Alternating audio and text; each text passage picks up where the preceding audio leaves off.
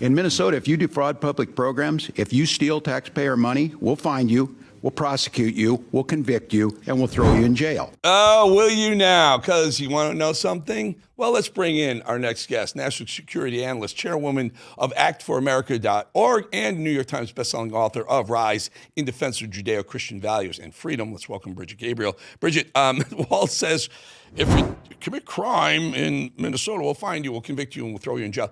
He and Ellison knew about the fraud that was going on in his state since 2019. Almost 7 years, more than 6 years he knew about it. But it took the young guy who went over to Minnesota to really expose him. Now, all of a sudden, you're going to throw people in jail. Tim, your thoughts on this nonsense, especially with the Somalis and the voting bloc that they represent in Minnesota? Well, the more he spoke today, the more his nose grew longer than Pinocchio. I mean, who is he kidding? Does he think the American people are dumb? The stealing, the lying, the cheating, the cover-up, the kickbacks. This is what happens in Democrat-controlled states, and this is what happens with Democrat governors. And that's just scratching the tip of the iceberg. What happened in Minnesota, the robbing, the stealing of American taxpayer dollars, your taxpayer dollars, my taxpayer dollars, the American people taxpayer dollars, to a group of people who despise us, who came to America to siphon off the chest of the United States of America. And I mean, obviously they were not smart enough to figure out on their own. They had the Democrat Party help them out how to figure it out. And then they say, hey, give us a little bit of a kickback. You make money, we make money, everybody's happy. You contribute to our campaigns. Well, it would have gone if it wasn't for, again, I forgot his name, the young brilliant conservative who exposed some 22. That's right. Some 22-year-old person. That's exactly the type of journalist that we need. Yeah. Oh, okay, Tim. We'll find you and throw you in jail. What we were waiting for 7 years, and you didn't do it, and you didn't start talking like that until you got caught. And I find it kind of fascinating because the Democrats on that panel wouldn't ask him a question about the $9 billion plus in fraud. They were asking him, well, was ICE there? Did ICE interrupt what you were doing? Almost like over the last couple of weeks, or a few weeks that ICE was there, somehow derailed their investigation into finding the fraudsters.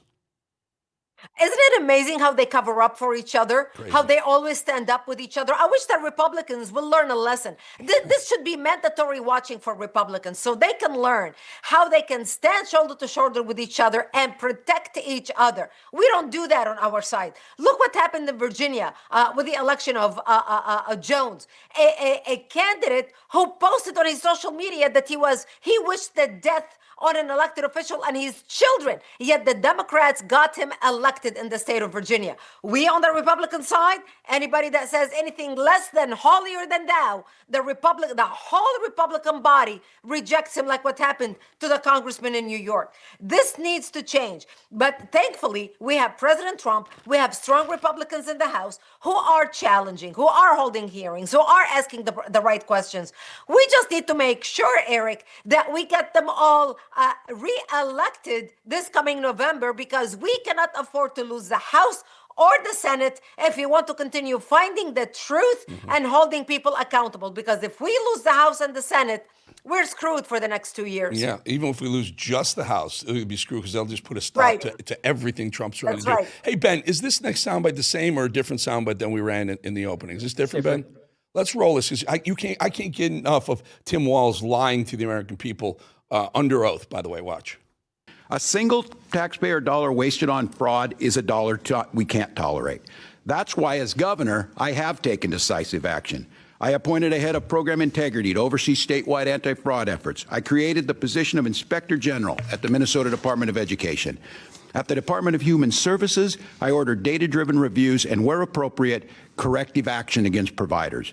I've directed my administration to work with our partners in Come out of this nonsense early, because when did you do that, Tim? And by the way, why didn't you do it when you were losing $9 billion since 2019? It's all BS, Brigitte. But go ahead, your thoughts on him lying, and how would the American people just, okay, let's elect more Democrats to these blue states? Yeah.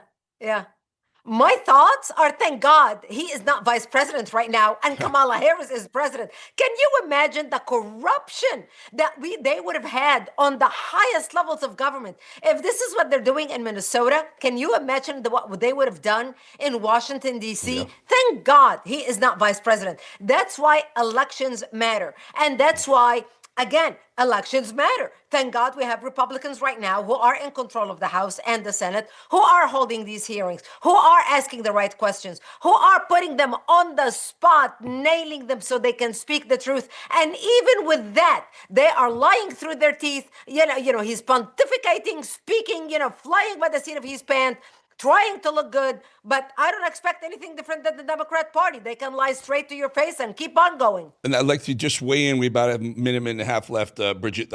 Texas had to go to a referendum vote last night. Turns out almost 2 million people voted to make sure Sharia law would never be the law of the land of the state of Texas. I find it a sad day in America when a state, especially a state like Texas, has to vote to say Sharia won't be a legal law in the state of Texas. It's insane. I call it Sharia.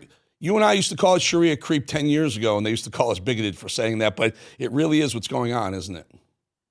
It is. And Texas has such a bad case of apathy. My organization, Act for America, introduced American laws for American court, anti-Sharia laws in Texas in 2009.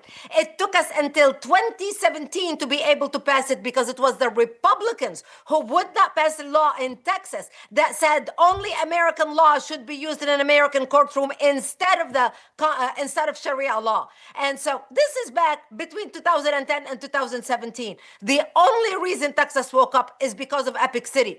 Not because patriotic Americans decided to wake up on their own, but because Islamists became so successful, they forced the people to wake up. Mm-hmm. And when they didn't get what they wanted in Texas, they tried to do it in Florida, and it's still being litigated down here in the state of Florida. I think we really have to have a firm hand. It's not bigoted to say, if you want to come here, you act the way we act. You're bound by the same laws that we are. Brigitte Gabriel, always really good to have you on. Thank you again, chairwoman of actforamerica.org. Thank you, Brigitte. Always good to see you. Thank you, my friend. All right, folks, before we move on, if you're 64 years or older, this very, very important message is for you. Every year, too many seniors realize their Medicare plan doesn't cover the doctors they trust. Suddenly, you're stuck finding new doctors or overpaying or both. That's Medicare. You can spend hours researching, doing everything right, and still end up on a plan that costs you thousands. That's why we partnered with Chapter. Chapter is the only national advisor that compares every medical plan. On average, they save people over $1,100 a year. That's just the savings. One caller, Jill, said her Chapter advisor showed her options she didn't even see on the Medicare's own website. That's how broken the Medicare system is. Chapter is a free resource. I said that right. It's a free resource for my audience and can review all of your options in under 20 minutes. So if you're on Medicare or will be soon, call our friends over at Chapter at 814-GET-HELP. 814-GET-HELP. It's help you can trust. All right, we'll be back 2.5 minutes.